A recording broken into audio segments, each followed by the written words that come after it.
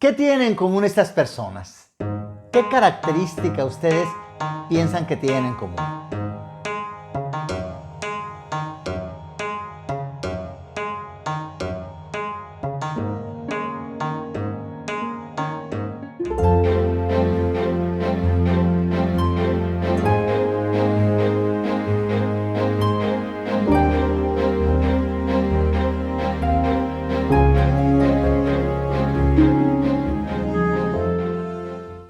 ¿Qué tal? Buen día. Nuevamente estoy con ustedes.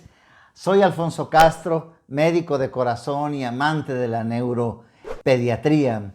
Me da tanto gusto saber que puedo contactarme con ustedes, sobre todo en el día de hoy que tenemos un tema apasionante. ¿Quién no ha oído hablar del TDA?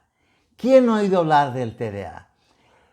Fíjense bien, TDA, trastorno de atención. Sin H, por favor.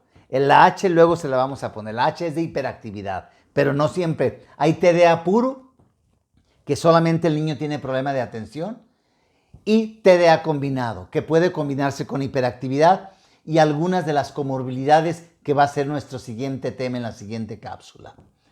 Entonces les decía, es TDA, no TA, porque TA va a ser otro tema, trastorno de autismo. Trastorno del espectro autista, TEA, trastorno del espectro autista. Pero hoy hablaremos TDA. ¿Qué es el TDA? El trastorno de atención. Fíjense muy bien, queridísimos padres de familia. Al hablar de trastorno de atención, estoy hablando del déficit de la atención. No que el niño no tenga atención, que ese es uno de los principales problemas y errores que tenemos en tantas ideas tergiversadas que tenemos sobre el tema. El decir trastorno por déficit de atención quiere decir que el niño sí tiene atención, pero hay un déficit donde debiera poner más, que debe ser en la atención sostenida, o sea, en clases. Porque qué casualidad que se sabe todos los chismes, se sabe todas las telenovelas, yo tengo una lista tremenda de programas de caricaturas y se sabe no sé qué tanto, porque ahí es atención selectiva. O sea, el niño pone atención en lo que quiere. Muy bien. Entonces, ¿qué es en sí la atención? Una de las tantas definiciones que me gustan dice que es la concentración de la actividad psíquica. Es representar una señal ante algo. Es un reflejo de orientación, porque hay un sistema reticular que me ayuda a voltear hacia dónde me dice. ¿Tú crees que cuando le dices a tu niño, Jonathan, le tengo que hablar 20 veces, doctor? ¿No te pone atención? Sí te pone atención. El problema también ahí es otra cosa. Es el manejo que tú tienes en cuanto a la relación que tienes con tu niño. No tienes por qué hablarle 20 veces. Si no vino la primera vez o está sordo, no te va a hacer caso. El problema es de que tú sí le haces caso y tú sí pones atención cuando el Señor quiere. Por favor. Luego vamos a hablar de ese tipo de errores que tenemos los papás. También dicen, otro de los autores que tanto me gustan, dicen que es un proceso de focalización en algo que me gusta. Hay muchos tipos de atención. La atención requerida, selectiva, sostenida, dividida, voluntaria, automática, visoespacial, etc.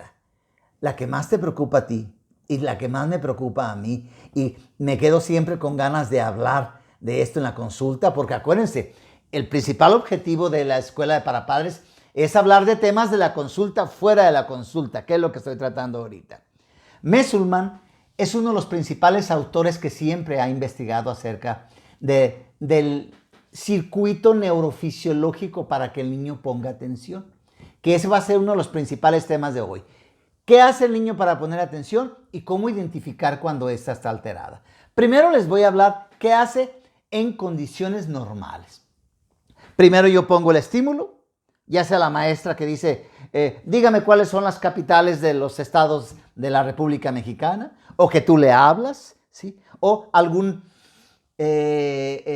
olor, sabor, sentido táctil, etc. Entonces, primero es el estímulo. Luego, el estímulo va hacia el cerebro, al centro cortical de donde la va a recibir. Hay centro cortical de la visión, de la audición, etcétera, etcétera.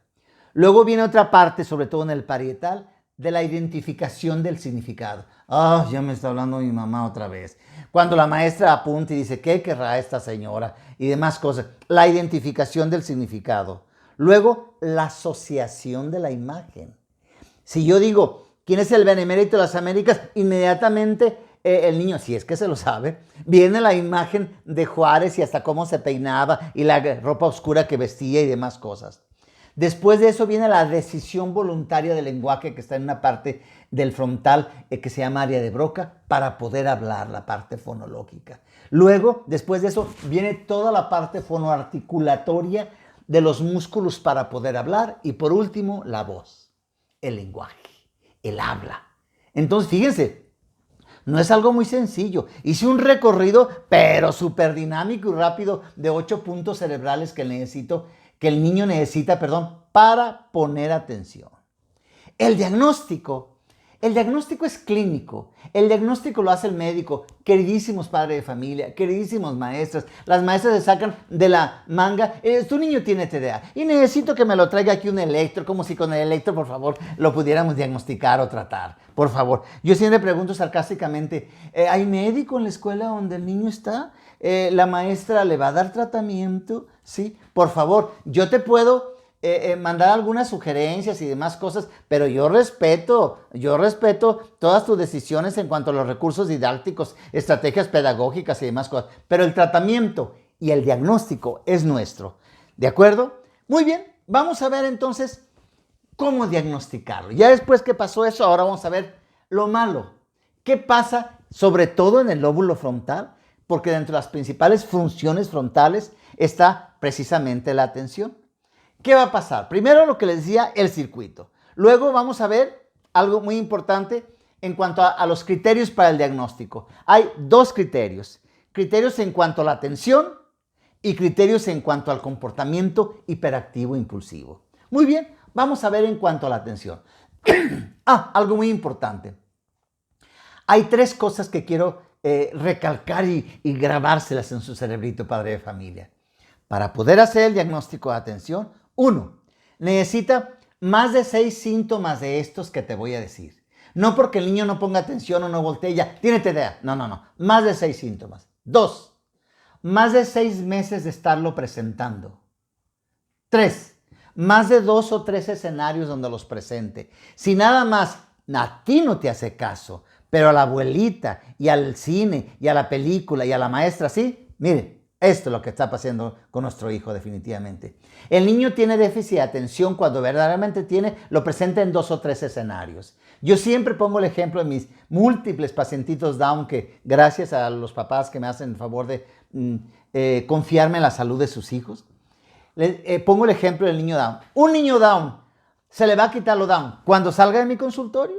Cuando llegue a una plaza va a ser Down aquí en China. Va a ser en todos lados. Entonces, ¿por qué el niño ¿Es TDA solamente con los papás y demás? No, por favorcito.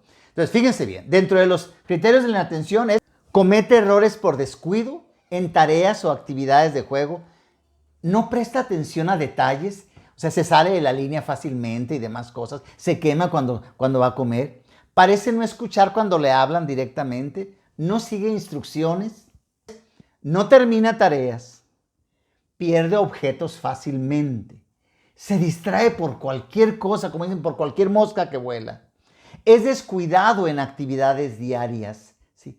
Siempre deja a último tiempo las cosas que va a hacer, definitivamente. Pone atención en cosas de mayor colorido y mayor movimiento. Entonces, fíjense, todo lo que tiene que hacer la maestra o la mamá para poder hacer la tarea, deben de considerar todo esto.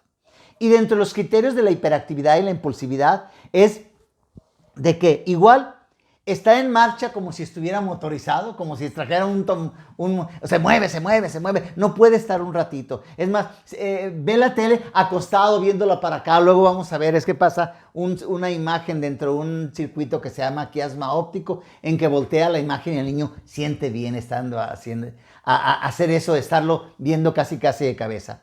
Habla en exceso. Habla muchísimo, como taravilla. Responde antes de escuchar la pregunta. No espera su turno, interrumpen las pláticas de otros y demás. Entonces, fíjense, esos son 6 criterios son muchos criterios de los cuales tú vas a escoger 6. Si el niño tiene alguno de esos 6, es muy importante acudir a tu médico. Es muy rápido para poder decir cómo se lleva la atención. Es muy rápido para decir cómo se llevan a cabo los diferentes criterios. Por eso he decidido estar con ustedes en 3 cápsulas con este tema. Este tema fue el TDA 1. El siguiente va a ser la comorbilidad, cosas malas que acompañan al déficit de atención. Y el tercero, bueno, ¿y yo qué hago con el niño? ¿Sí? Médicamente, psicológicamente, ¿qué es lo que voy a hacer? Muy bien. Me dio muchísimo gusto nuevamente estar con ustedes. Les mando un abrazo. Un abrazo. Es una gran responsabilidad lo que estás haciendo con tu hijo. Acuérdate, es nuestra responsabilidad. Él solito no va a poder hacer. Hay un grado de inmadurez, pero le vamos a ayudar. Hasta luego.